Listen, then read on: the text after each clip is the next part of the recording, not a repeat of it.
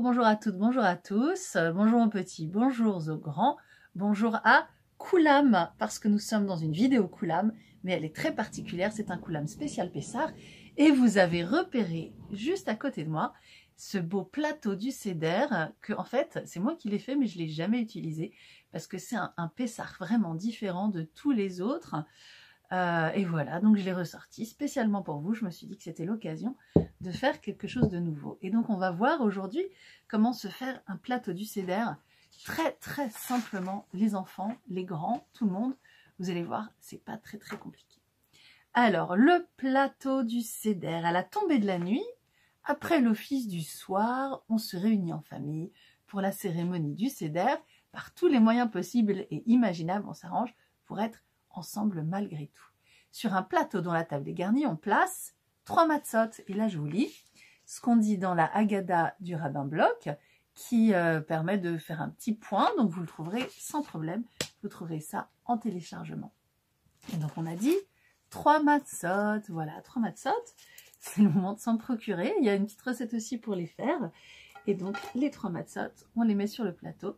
On en aura besoin. On prend un plat de cerfeuil ou de persil. Regardez, alors du persil c'est traditionnel, dans ma famille en tout cas c'est karpas, c'est ici karpas, vous le voyez là, karpas, mais en fait tous les fruits de la terre ça marche. Donc par exemple des pommes de terre ça marche très bien pour karpas parce que c'est avant le repas et donc et avant surtout le grand récit de Maguide. Donc si vous voulez pouvoir prendre le temps de raconter l'histoire sans avoir trop faim, surtout les enfants qui ont parfois très faim, qui puissent manger du karpas, c'est possible aussi des pommes de terre.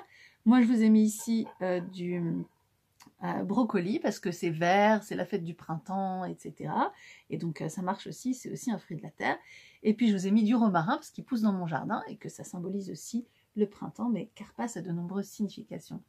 Alors, après karpas, on place derrière un vase rempli de laitue. C'est le maror, ce sont des herbes amères.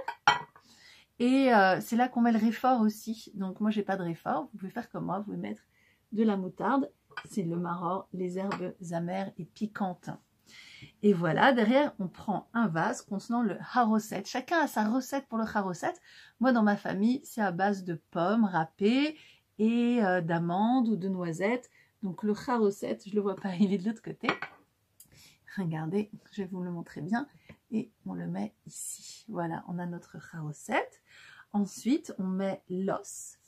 Alors, ça marche aussi en fait pour l'os, donc il n'y a pas de souci.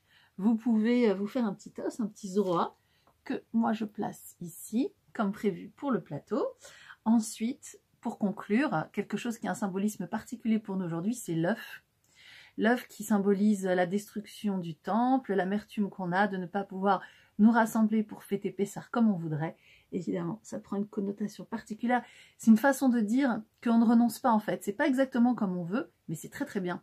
Et donc on libère notre Pessar, on fait au maximum et on ne lâche rien de nos ambitions. Nos ambitions, c'est pas de faire Pessar comme on le fait maintenant. Elles vont beaucoup plus loin, mais ce qu'on va faire, ça va être très bien et merveilleux quand même. Et là, on a presque tout. Il nous manque juste... j'ai pas mis ici le petit... C'est l'eau salée dans laquelle on trempe le persil ou tout ce qui est le karpas.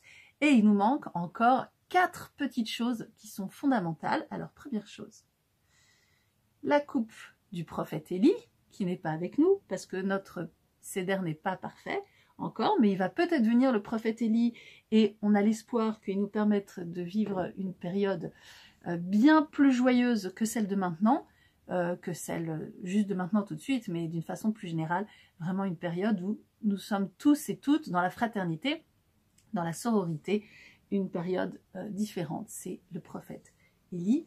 Et puis on a aussi une autre coupe, qui est celle de Myriam la prophétesse, parce qu'elle a accompagné les enfants d'Israël dans le désert, et toute cette histoire de libération n'aurait pas eu lieu sans elle. Elle joue un rôle vraiment fondamental que je ne vais pas raconter ici, et donc on met une coupe aussi pour Myriam. Et puis il nous faut évidemment une coupe pour le kidouche. On va la remplir à 4 reprises au cours du Seder. Donc une grande coupe aussi pour le kidouche, c'est important. Et pour terminer, une orange qu'on met toujours sur le plateau du Seder. C'est une coutume qui est déjà de nombreuses décennies derrière elle. Si vous voulez plus d'explications, allez voir ma vidéo sur le guide du petit Seder de Pessah. Peut-être que vous connaissez déjà la réponse. Et je pose cette orange directement sur le plateau pour toutes ces raisons.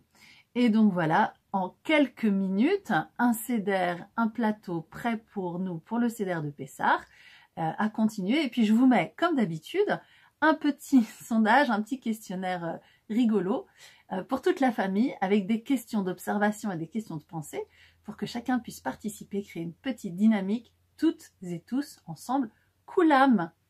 Bonne journée à toutes et à tous. Au revoir et on se retrouve demain.